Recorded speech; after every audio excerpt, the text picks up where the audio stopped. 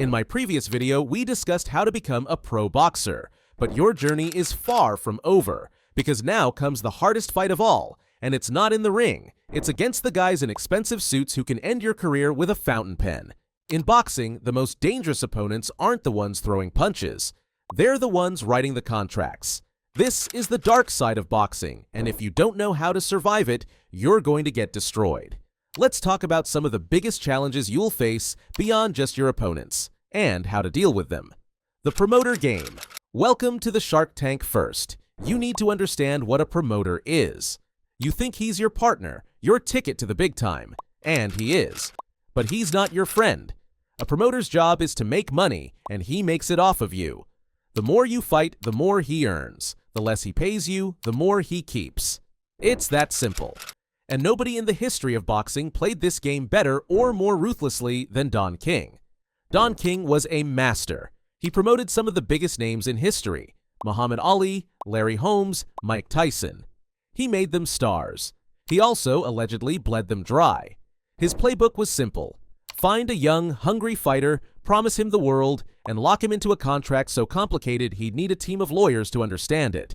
But of course, most young fighters don't have a team of lawyers. They have a dream, and Don King was selling it. Take the story of heavyweight champion Tim Witherspoon. In 1986, he fought Frank Bruno and earned a purse of over $1 million. Life-changing money, right? Wrong.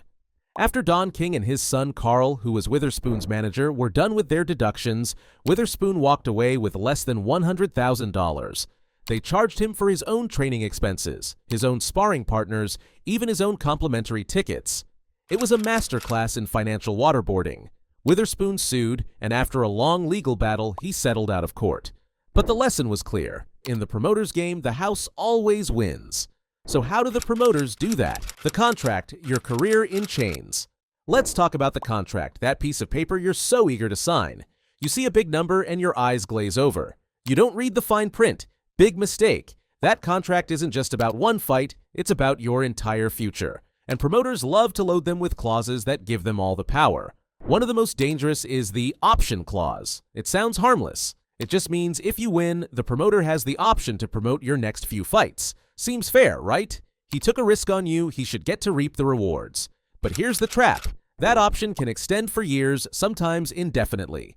You could become a world champion and you're still stuck fighting for the same promoter, for purses he dictates, against opponents he chooses. You're a champion in the ring, but a prisoner on paper. Then there are the deductions. We saw it with Witherspoon. Promoters will try to charge you for everything: travel, hotels, medicals, sanctioning fees, even the towels in your locker room.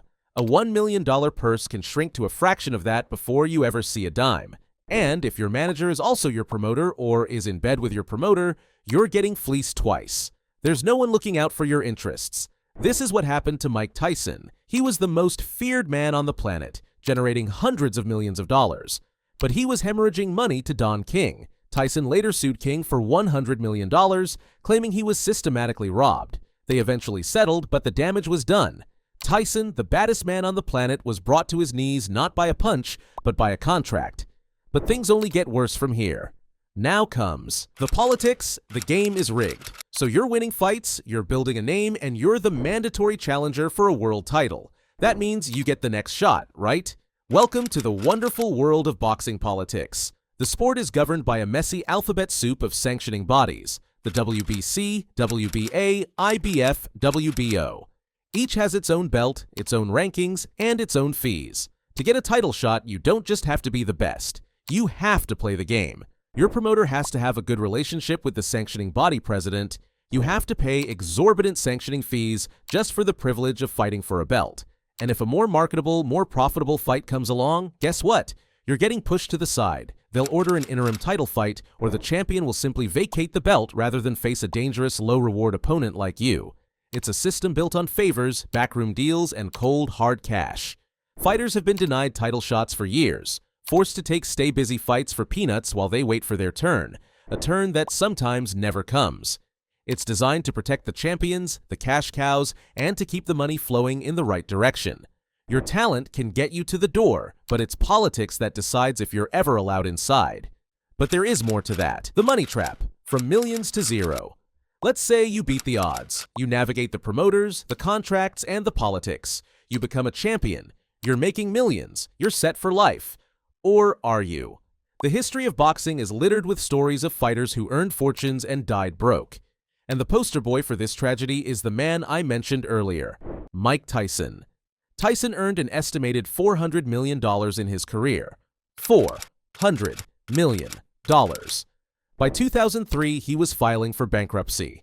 How does that happen? It's a perfect storm of bad advice, lavish spending, and a massive entourage. You're surrounded by people telling you what you want to hear, people who are all on your payroll. You buy the mansions, the luxury cars, the diamond chains, the pet tigers. You're paying for your friends, your family, your trainers, your security. Everyone has their hand in your pocket. And you're a fighter, not an accountant. You're not thinking about taxes or investments or retirement plans. You're thinking about the next fight. And the money comes in so fast, it feels like it will never stop. But it does.